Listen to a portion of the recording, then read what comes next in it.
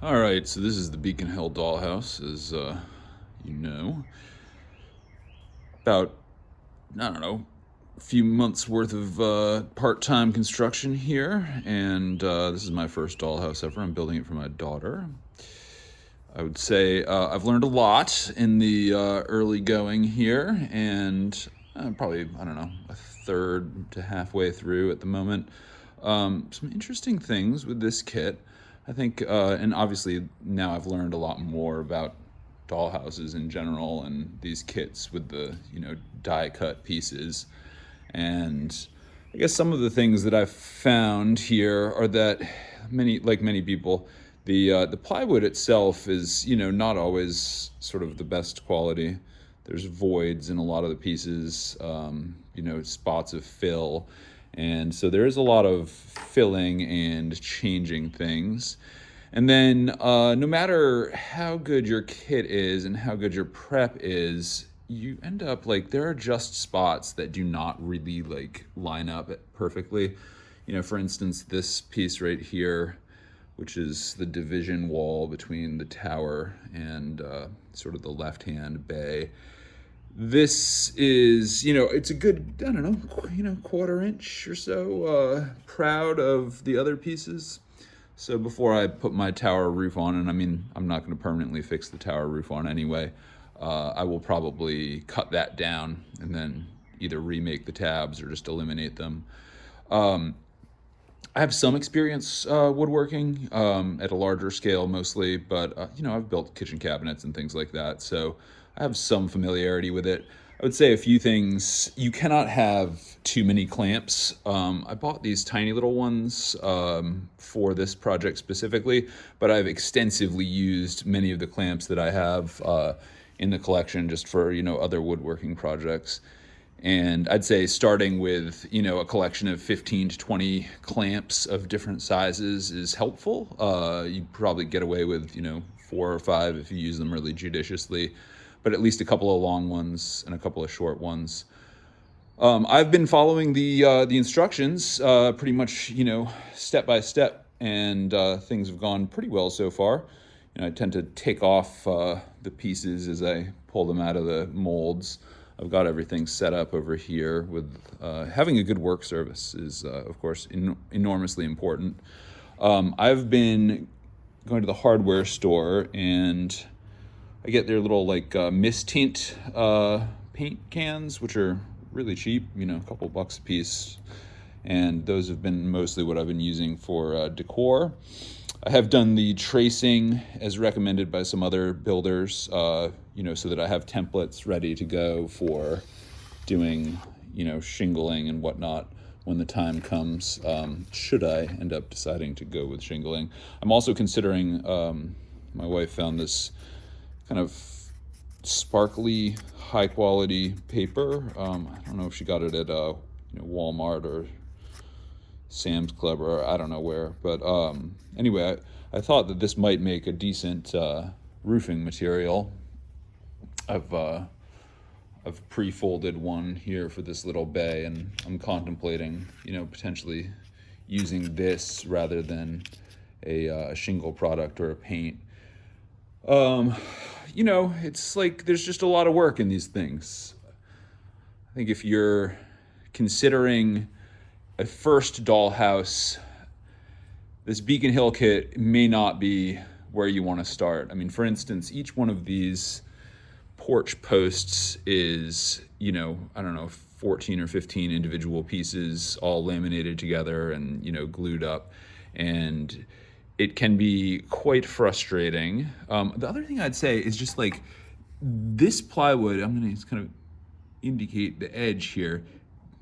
There's just no end to the amount of like filling that this plywood wants, because it'll just look rough until you've got about, I don't know, some filler in it, several coats of paint, several rounds of sanding.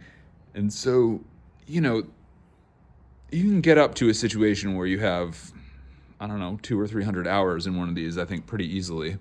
And I just hadn't budgeted the time for that, so I was a little bit surprised. Overall, the mansard roofs, it's an interesting system. I'd say find something round to stick in there and, clamp to. I can share some pictures, but I used paint cans and tape rolls and stuff with the clamps to kind of enforce the round shape, to get that nice curve in the mansard.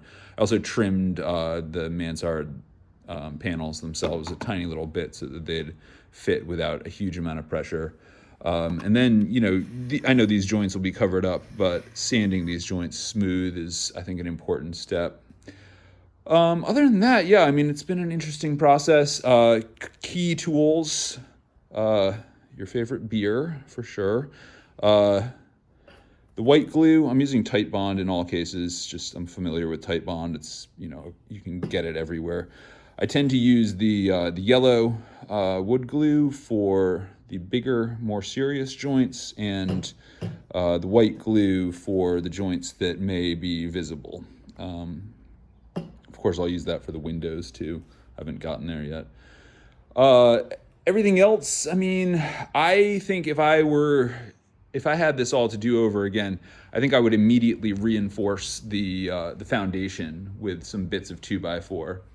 And I don't know what I would do exactly about the kind of like the filling of pieces. Some of this plywood is better quality than others, but for things like the stairs where it's all just this really, pressed, die cut, like fairly cheap plywood, I don't know. I mean, you could spend thousands of hours, really perfecting it. Or you could, have a little CNC machine. I've thought about, cutting replacement parts for some of this stuff, but ultimately, this is a child's toy. My daughter is 7. She doesn't really care if the stairs, don't look super high polish. So I think it frustrates me a little bit, but I doubt that I'm going to go back in and do a bunch of remedial surgery on these things and fill all the gaps. Anyway, that's sort of my Beacon Hill story thus far. I'll maybe make another one of these videos when I'm further down the line. Good kit overall. I mean, I don't know anything about dollhouse kits. For $250 or whatever this cost, it's hard for me to imagine that they can give you much better quality than this. But yeah, there are going to be some frustrations with certain ones of the punch outs being a little bit more broken. Other things that I recommend, really good utility knives. I like these Irwin ones because you can pop the blades right out and there's extra blade storage down here. Cutting mat, I think everybody probably already has one of those, but I have a lot of metal rulers and straight edges for other work, and so I've found those useful. I would say priming at least most of the pieces before you put them together is good. I was not that consistent with it, but I think I'm going to be able to get away with it, some careful in painting, once things are assembled. And then I'm considering this kind of, I don't know, it's kind of a rich sea green here for the body. And I want to thank the More Mini Dollhouses blog and Brad Vaughn for his great videos. I've referred to those a lot during the process of making this.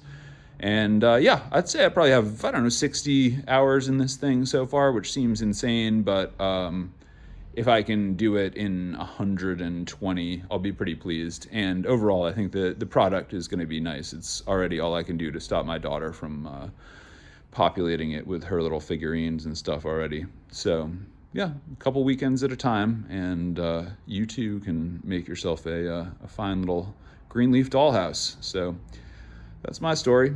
You all take care. Bye.